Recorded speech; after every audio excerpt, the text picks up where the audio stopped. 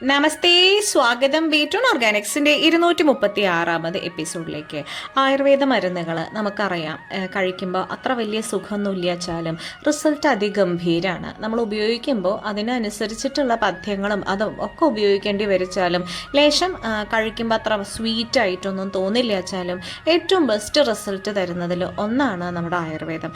അതുകൊണ്ട് തന്നെ ആയുർവേദ ഔഷധങ്ങളെ പറ്റിയിട്ട് ലേശെങ്കിലും ഒരു ധാരണ ഉള്ള ആൾക്കാർക്ക് നല്ലോണം അറിയേണ്ടാവുന്നതാവും പടോലാസവും പടോലാദി കഷായമൊക്കെ. ഈ പടോലാദി കഷായത്തിൽ പ്രധാന ചേരുവയായിട്ടുള്ള ഒരാളേനെയാണ് ഇതിന് മുമ്പ് ഒരിക്കൽ പരിചയപ്പെടുത്തിയിട്ടുണ്ട്.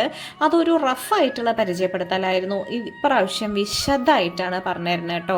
കാട്ടുപടോലം, ഞങ്ങൾ പറയുക കയ്പം പടോലം എന്നാണ് നമ്മുടെയൊക്കെ ഈ ഭാഗത്ത് പറയുക. ഈ പടോലാദി കഷായത്തിൽ പ്രധാന ചേരുവയാണ് കേട്ടോ കടുക്ക, കാട്ടുവെള്ളരി, അല്ലെങ്കിൽ വിശാല പറയും, പിന്നെ വെള്ളക്കൊടുവേലി, കാട്ടുരോഹിണി, അമൃത്, ചന്ദനം, വേപ്പിൻ്റെ തോല്. ഇതിൻ്റെ ഒക്കെ ഒപ്പം ഈ പ്രധാന ചേരുവയായിട്ടുള്ള ഈ കയ്പം പടവലം ഉപയോഗിച്ചിട്ട് അല്ലെങ്കിൽ കാട്ടുപടവലം ഉപയോഗിച്ചിട്ടാണ് നമ്മുടെ പടോലാദി കഷായം ഉണ്ടാക്കുന്നത്. അതുകൊണ്ട് തന്നെ ലേശം കയ്പുണ്ടാവും കേട്ടോ.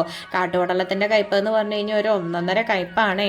അപ്പോൾ നമ്മുടെ സാധാരണ പടവലത്തിൻ്റെ പോലെ തന്നെയാണ് ഇലയും പൂവും, പെട്ടെന്ന് കണ്ട കായും, പക്ഷെ ലേശം അങ്ങോട്ട് കുള്ളനായിട്ടുള്ള ഒരു കായെന്ന് വിചാരിക്കാം. ഇത് തോരനായിട്ട് ഉപയോഗിക്കാം. നമ്മൾ നീളത്തിൽ നീട്ടി അരഞ്ഞിട്ട് ലേശം ഉപ്പും മഞ്ഞൾപ്പൊടി ഇട്ട് വേവിച്ചിട്ട് ആ വെള്ളം ഒന്ന് ഊറ്റിക്കളഞ്ഞിട്ട് നല്ല വെയിലത്ത് ഉണക്കിയിട്ട് സാധാരണ നമ്മൾ കയ്പയ്ക്ക കൊണ്ടാട്ടമൊക്കെ വറുത്ത് കഴിക്കില്ലേ, അതേപോലെ തന്നെ കഴിക്കാം കേട്ടോ.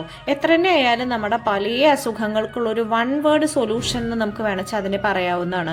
ചർമ്മരോഗങ്ങൾ, ചൊറി, ചെരങ്ങ്, രക്തശുദ്ധി വരുത്തൽ, മഞ്ഞപ്പിത്തം, കരളിൻ്റെ ശുദ്ധീകരണം, സോറിയാസിസിനൊക്കെ സ്ഥിരമായിട്ട് കൊടുക്കുന്ന ഒരു മരുന്നാണ് കേട്ടോ നമ്മുടെ കയ്പം പടവലം കൂട്ടി ചേർത്തുണ്ടായിരുന്ന പടോലാസവും പടോലാദി കഷായമൊക്കെ.